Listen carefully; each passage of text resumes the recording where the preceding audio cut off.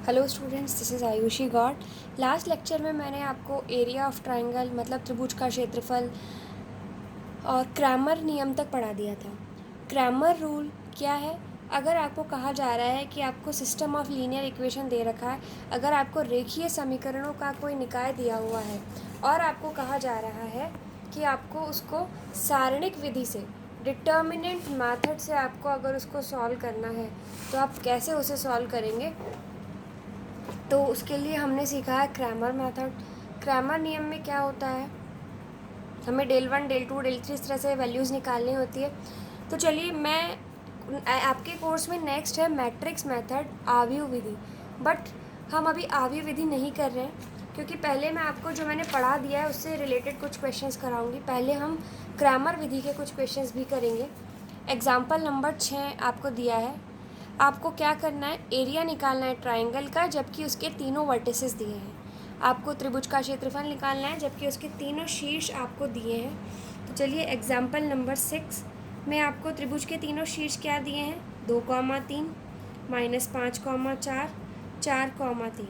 और आपने देखा है कि त्रिभुज का क्षेत्रफल किसके बराबर होता है, x1 y1 1, x2 y2 1, x3 y3 1। इसे x1 x2 x3 अगर हम मान लें तो डेल बराबर क्या होगा, x1 y1 1, x2 y2 1, x3 y3 1। ठीक है, अब del is equals to half. Determinant को, सारणिक को मैंने आपको हल करना सिखाया है, ये बन जाएगा। मैं इसको R1 के अलॉन्ग एक्सपेंड कर रही हूँ, प्रथम पंक्ति के सापेक्ष में इसका प्रसार कर रही हूँ। तो ये बनेगा 2 × 4 -3 माइनस का 3 -5 -4 फिर +1 -15 एंड -16। तो ये क्या बन रहा है आपका, 2 × 1 -3 × -9 +1 × -31। तो डेल की वैल्यू क्या आएगी आपके पास में, हाफ 2 + 27 -31, इसका मतलब माइनस का 2/2। तो आंसर क्या आ गया इसका, -1। अब क्योंकि हमने क्या निकाला है, त्रिभुज का क्षेत्रफल निकाला है, और क्षेत्रफल कभी भी नेगेटिव नहीं हो सकता, ऋणात्मक नहीं हो सकता है, इसीलिए हमने त्रिभुज का जो क्षेत्रफल है कितना मान रहे हैं, आया तो -1 है, हम यहाँ पर माइनस चिन्ह को अवॉइड कर देंगे, इस पर ध्यान नहीं देंगे क्योंकि एरिया कभी भी नेगेटिव नहीं होता है। तो डेल इज इक्वल्स टू कितना आ गया, 1 स्क्वायर यूनिट, मतलब 1 वर्ग इकाई। ठीक है, ये था हमारा एग्जाम्पल नंबर 6। इसके बाद में हम देखते हैं एग्जाम्पल नंबर 7। यहाँ पे देखिए, तीनों पॉइंट्स अगर कोलीनियर है तो हमें x का मान ज्ञात करना है। अगर तीनों पॉइंट कोलीनियर हो तो हमें पता है कि त्रिभुज का क्षेत्रफल बराबर 0 होगा। त्रिभुज का क्षेत्रफल बराबर 0 रखा जब हमने, तो यहाँ से हम x का मान निकाल सकते हैं। आई होप एग्जाम्पल नंबर 7 आप सब कर लेंगे। फिर भी अगर आपको नहीं आता है तो आप लोग मुझे पूछ सकते हैं, मैं आपको फिर से बाद में बता दूँगी। एग्जाम्पल नंबर 8 देखिए। एग्जाम्पल नंबर 8 में हमें कहा गया है, prove that points this this and this are collinear. कोई भी 3 पॉइंट्स आपस में कोलीनियर कब होते हैं, जबकि एरिया त्रिभुज का क्षेत्रफल कैसा हो, 0 हो। ठीक है, अब यहाँ पर हमें 3 पॉइंट्स दे रखे हैं और ये बोला है कि सिद्ध करो कि ये तीनों ही पॉइंट कोलीनियर है, मतलब सररेख है। अब ये सिद्ध करने के लिए हमें क्या करना है, त्रिभुज के क्षेत्रफल में तीनों पॉइंट रख देने हैं, उसको सॉल्व करना है और हमारा आंसर क्या आ जाना चाहिए, 0 आ जाना चाहिए। देखिए, यहाँ पर यही हुआ है, x1 y1 1, x2 y2 1, x3 y3 1। ठीक है, हाफ नहीं लिया है क्योंकि वो वैसे भी 0 में बन जाएगा, और अगर आप यहाँ हाफ लेते हैं तो भी आप हाफ ले लें, यहाँ हाफ बाहर चल ही रहा है। अब जब इसमें आगे इसने ऑपरेशन लगाया है, ऑपरेशन में क्या किया है, इन दोनों को ऐड किया, 1 बाहर आ गया, और क्या हुआ, पहला कॉलम और तीसरा कॉलम, प्रथम पंक्ति तथा प्रथम स्तंभ तथा तीसरा स्तंभ समान आ गए। तो प्रॉपर्टी लग गई कि कोई भी 2 कॉलम बराबर होने पर, समान होने पर सारणिक का मान 0 होता है। ठीक है, इसी तरह से अब एग्जाम्पल नंबर 9 ये मैं आपको करके दिखाती हूँ।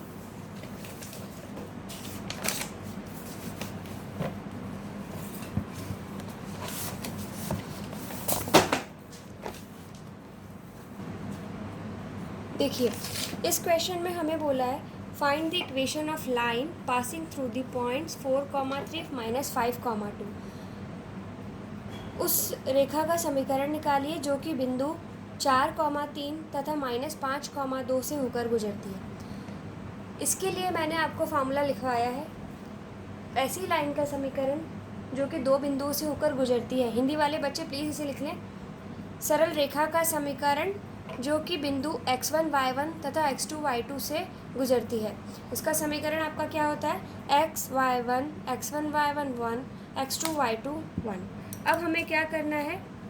बिंदु क्या दिए हैं? a 4,3, b -5,2।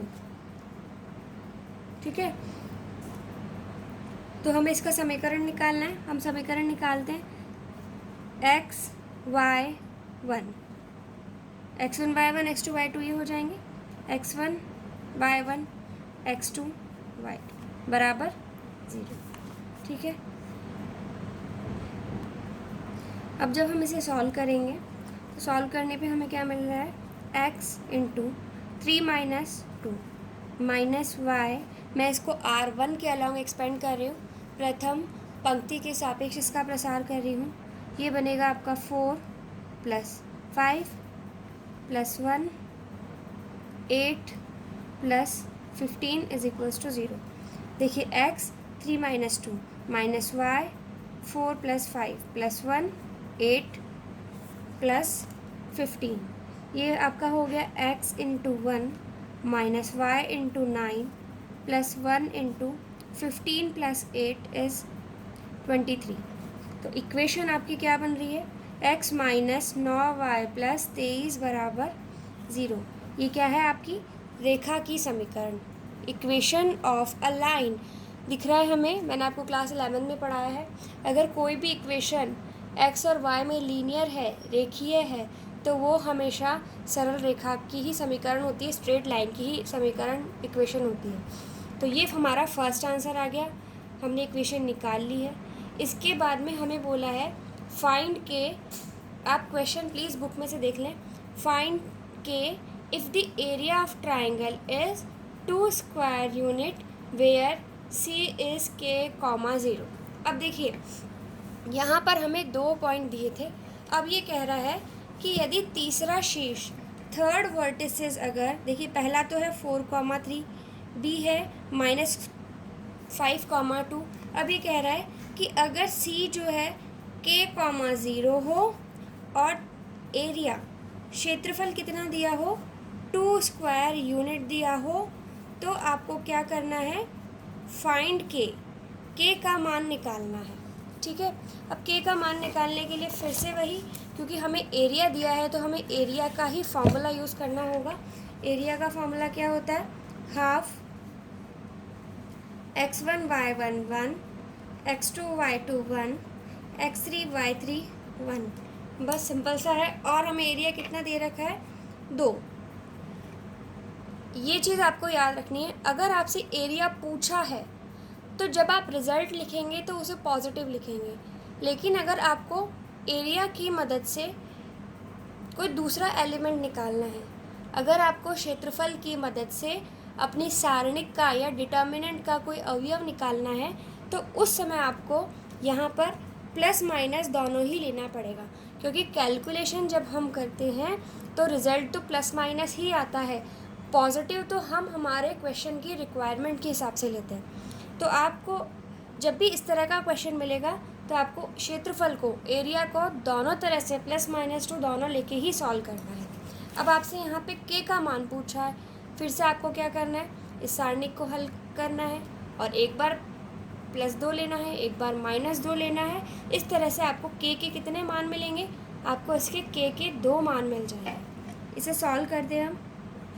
मैं इसे R1 के अलॉन्ग ना करके R3 के अलॉन्ग कर देती हूँ, उससे कैलकुलेशन इजी हो जाएगी, क्योंकि मैंने आपको सिखाया है हम किसी भी सारणिक को उसी रो या उसी कॉलम के अलोंग एक्सपेंड करते हैं। हम किसी भी डिटर्मिनेंट को उसी पंक्ति अथवा स्तंभ के सापेक्ष प्रसार करते हैं जिसमें कि 0 आते हैं अधिकतम। ठीक है, तो मैंने इसे R3 के अलोंग अगर एक्सपेंड किया है तो साइन देखिए प्लस माइनस प्लस ही चलेगा, तो यहाँ आएगा आपका K। तो ये बन रहा है आपका 3 - 2 -0, 0 के साथ तो कुछ भी आए हमें लिखना ही नहीं है, प्लस 1। जब 1 लिया तो ये क्या होगा, 4 × 2 = 8 plus 15 is equals two plus minus 2, तो हाफ ये बन रहा है आपका 3 - 2 1, तो ये K -0 15 + 8 23 is equals two plus minus 2, तो ये बन रहा है K + 23, 2 उधर जाके मल्टीप्लाई हुआ तो प्लस माइनस 4। जब आप इसको सॉल्व करेंगे तो आपको K के 2 मान मिलेंगे, K बराबर -19 और -27। ये आपका K का मान हो गया। एक बार आप इसे प्लस का 4 लेंगे, एक बार माइनस का 4 लेंगे तो आपको K के 2 मान मिल जाएंगे। अब नेक्स्ट जो क्वेश्चन है हमारा एग्जाम्पल नंबर 10, वो है क्रैमर विधि वाला।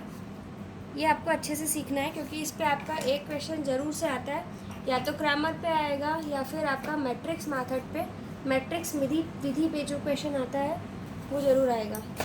एग्जाम्पल नंबर 10 देखते हैं। देखिए एग्जाम्पल नंबर 10 में find the type of system of equation. आपको क्या करना है, इस निकाय का प्रकार बताना है। प्रकार बताने से मतलब कि ये कैसा है, संगत है, असंगत है, कंसिस्टेंट है, इनकंसिस्टेंट है, यूनिक सॉल्यूशन है, कैसे इसके सॉल्यूशंस प्रेजेंट हैं। ठीक है, if solution is possible then find it by Cramer's rule. अगर हल विद्यमान है तो क्रैमर विधि से उसका हल निकालना है। हल विद्यमान कब होगा, यदि हल अद्वितीय हो या हल अनंत हो। अगर हल विद्यमान ही नहीं है तो हम निकालेंगे क्या। फर्स्ट क्वेश्चन, इसका 10th क्वेश्चन का जो फर्स्ट पार्ट है आपका, ये दिया है 2x - 3y = 3, 2x + 3y = 9। आपको ये दो इक्वेशंस दी हैं। अब देखिए इसमें हमें क्या क्या निकालना है। एक तो हमें निकालना है डेल, एक हमें निकालना है डेल 1 और एक हमें निकालना है डेल 2। यहाँ डेल 3 नहीं निकलेगा क्योंकि x और y दो ही चर हैं। ठीक है, डेल क्या होता है, डेल होगा आपका 2 3 2 3। डेल 1 क्या है, 1 है, इसका मतलब आपको इसकी जगह पे क्या रख देना है, फर्स्ट कॉलम में 3 9 रख देना है, 3 9, और यहाँ पर 3 3 ऐसा ही रहेगा। डेल 2 है, इसका मतलब क्या है कि डेल में आपको दूसरे पंक्ति में नहीं, दूसरे स्तंभ में सेकंड कॉलम में 3 9 रख देना है। तो ये हो जाएगा 2 2 3 9। जब आप इन्हें सॉल्व करेंगे तो ये आपको मिल रहा है, एक मिनट सॉरी, यहाँ पे 2 है, ये -3 है, यहाँ पे भी -3 आ जाएगा। तो ये बन रहा है आपका 12, ये बनेगा आपका 27, दिस इज़ 36, ये बन रहा है आपका 12। अब देखिए हमने 3 कंडीशंस पढ़ी थी, ये मैंने आपको लिखवाया था। ठीक है, हमें सबसे पहले डेल 1 डेल 2 डेल 3 का मान निकालना है। अब यहाँ पे 2 समीकरण दी हैं तो डेल 1 डेल 2 तक ही निकालना है। अगर 3 समीकरण होती तो हम डेल 1 डेल 2 डेल 3 निकालते थे। अब हल कैसा है, हमें उसका प्रकार बताना है। सबसे पहली चीज़ मैंने आपको पढ़ाई थी, यदि डेल 0 के बराबर नहीं है तो हमारा हल कैसा है, अद्वितीय होता है। ठीक है, अब यहाँ पर हम देखते हैं कि जो डेल है हमारा वो 0 के बराबर नहीं है, तो हम यहाँ लिखेंगे del is not equals to 0, this implies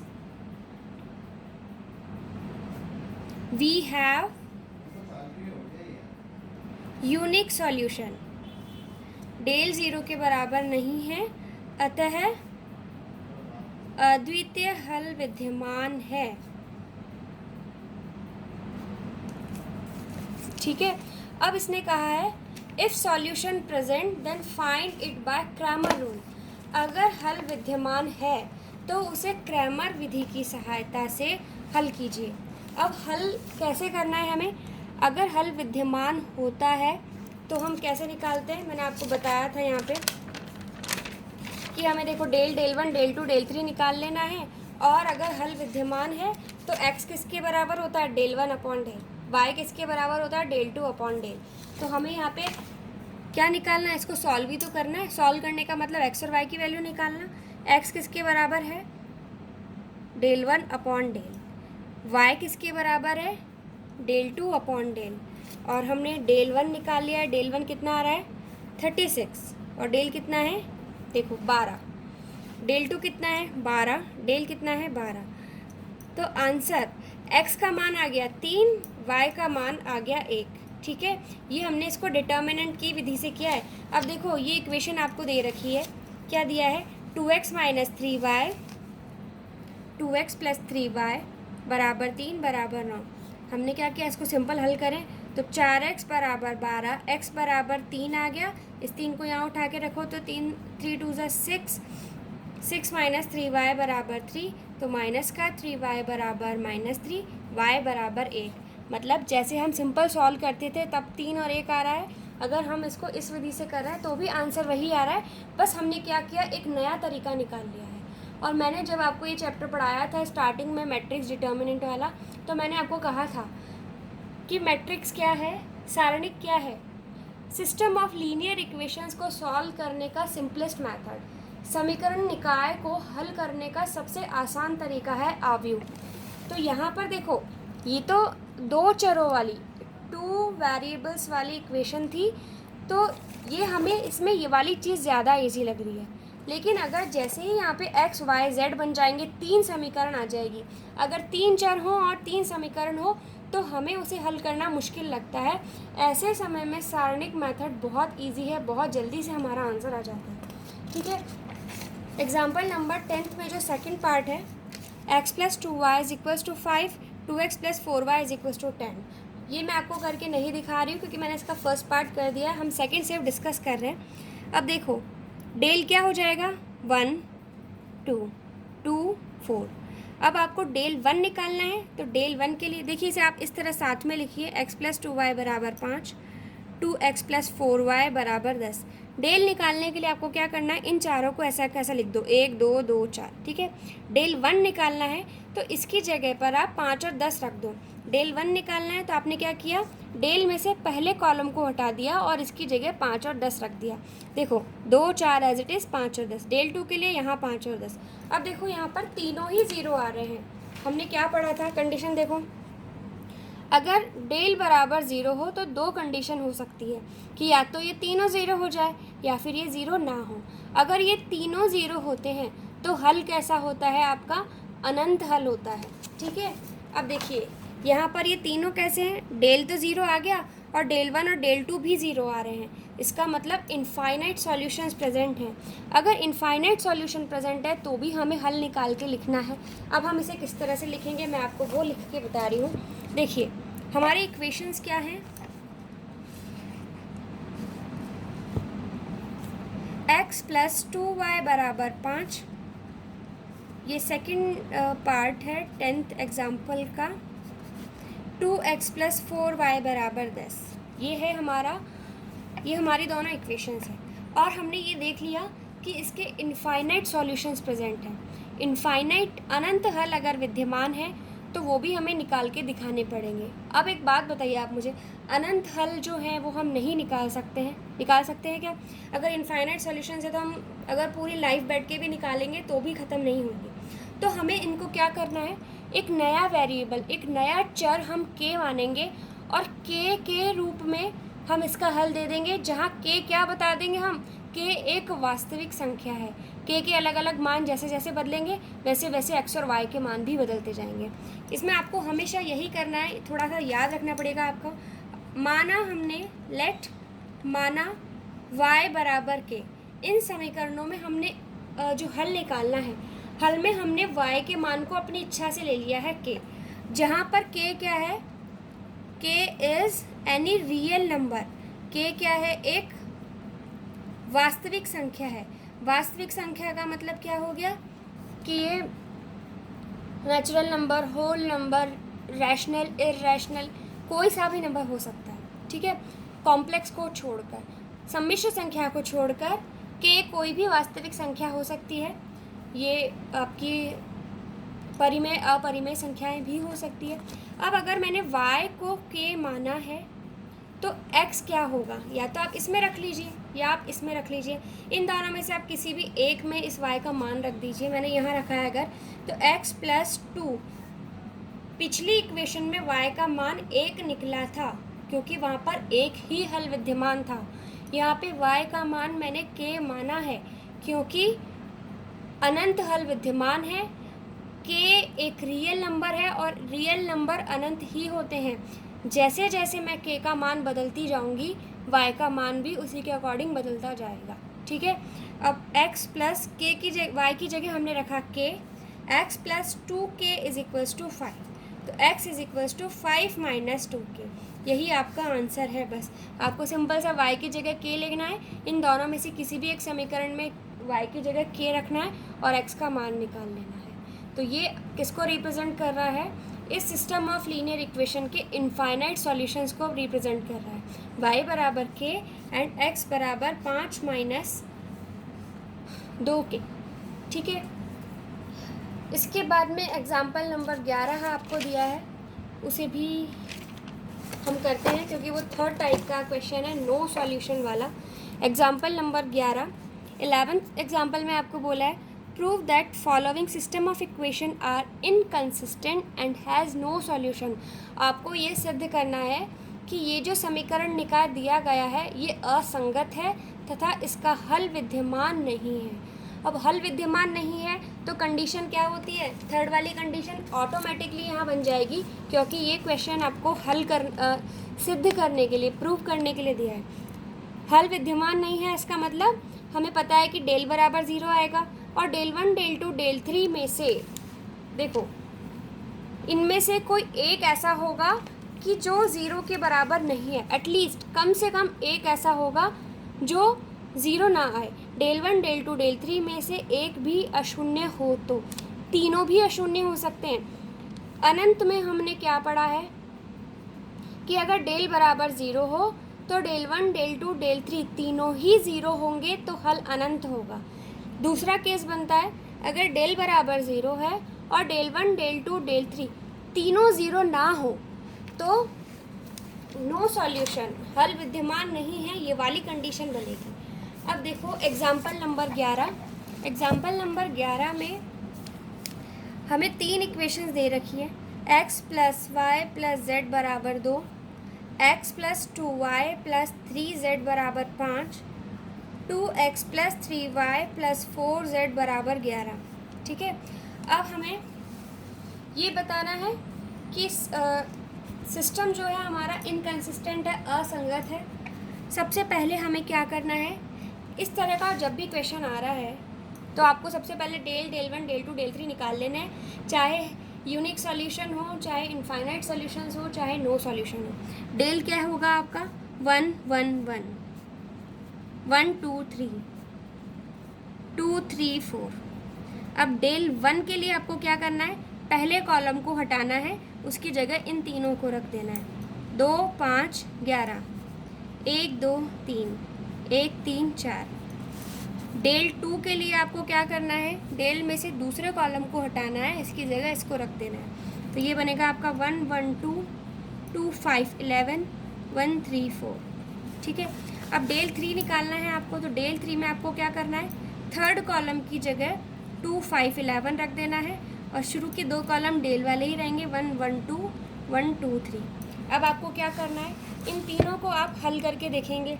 आपको एक्सपेंड करना आता ही है इन्हें, जब आप इनका एक्सपेंशन करेंगे तो क्या मिलेगा, 1 × 8 - 9 -1 4 - 6 +1 3 - 4, तो ये बन रहा है -1 +2 -1 बराबर किसके आ गया, 0 के। इसी तरह से हम डेल 1 निकालें तो ये क्या बनेगा, 2 × 8 - 6 -1 15 - 22 +1 15 माइनस 22, ठीक है। तो ये बन रहा है आपका 2 × 2 -7 +1 और माइनस का 7, तो ये बन रहा है 4 + 7 - 7। कुछ मिस्टेक हुई है, देखते हैं। 2 × 4 2 = 8 -3 3 = 9 है यहाँ पर, तो ये माइनस का 1 है और यहाँ पर भी माइनस का 2 हो जाएगा। 4 2 = 8 -9 -1, ये बन रहा है आपका ओके 5 4 = 20 -33 +1 और ये बन रहा है आपका 15 - 22। तो यहाँ पर भी आपका 20 - 33 है। इट मीन्स यहाँ आएगा -13। सॉरी, एक छोटी सी कैलकुलेशन मिस्टेक हो गई है, तो इसे आप थोड़ा सा करेक्ट कर लें। ये बन रहा है माइनस का 2, यहाँ पे बनेगा आपका प्लस का 13 और ये बन रहा है आपका माइनस का 7, ठीक है। तो डेल 1 जो आपका आ रहा है वो क्या आ रहा है 7 8 9, ये आ रहा है आपका 4 which is not equals to 0। अब जब आप इसको सॉल्व करेंगे तो ये आपका आ जाएगा -8 और जब इसको सॉल्व करेंगे 4 तो ये आ जाएगा माइनस का 4। अब यहाँ पे हमारी कंडीशन वही बन गई। अब हम यहाँ क्या लिखेंगे, हेयर यहाँ पर डेल बराबर 0 and del 1 is not equals to 0, del 2 is not equals to 0, del 3 is not equals to 0। या तो तीनों ही 0 के बराबर ना हो या इनमें से कोई दो, मतलब कम से कम एक ऐसा होना चाहिए जो 0 के बराबर ना हो, एटलीस्ट 1 ऐसा होना चाहिए जो कि 0 के बराबर ना हो। तो हम क्या कहते हैं कि सॉल्यूशन कैसा है हमारा, inconsistent. This implies system of equation is inconsistent. अतः समीकरण निकाय असंगत है तथा हल विद्यमान नहीं है। इंग्लिश में हम क्या लिखेंगे, system of equation is inconsistent and has no solution, ठीक है। आई होप इसमें आपको किसी को भी कोई दिक्कत नहीं होगी। इसके बाद में आपका बच रहा है एग्जाम्पल नंबर 12। तो एग्ज़ाम्पल नंबर 12 और इस एक्सरसाइज में जो मैट्रिक्स मेथड को छोड़कर क्वेश्चन बचे हैं वो आपको सारे ट्राई करने। नेक्स्ट लेक्चर में हम मैट्रिक्स मेथड आव्यूह विधि सीखेंगे। आप लोग प्लीज़ एग्ज़ाम्पल नंबर 12 और एक्सरसाइज के जो क्रैमर और ट्रायंगल वाले जो भी क्वेश्चंस हैं, मतलब मैट्रिक्स विधि आव्यूह विधि को छोड़कर जो क्वेश्चंस हैं वो सारे आपको ट्राई करने। मैं आपको बता देती हूँ कहाँ तक। एक्सरसाइज 5.2 में 1st, 2nd, 3rd, 4th, 5th, 6th, 7th, 8th, 9th and 10th आपको 1 से लेकर 10 तक के क्वेश्चन एक्सरसाइज 5.2 में देखिए, 1 से लेकर 10 तक के क्वेश्चंस आपको ट्राई करने हैं। ओके, आप लोग प्लीज़ ट्राई कीजिए और कोई प्रॉब्लम आती है तो मुझे बताइए। तब तक के लिए थैंक यू स्टूडेंट्स।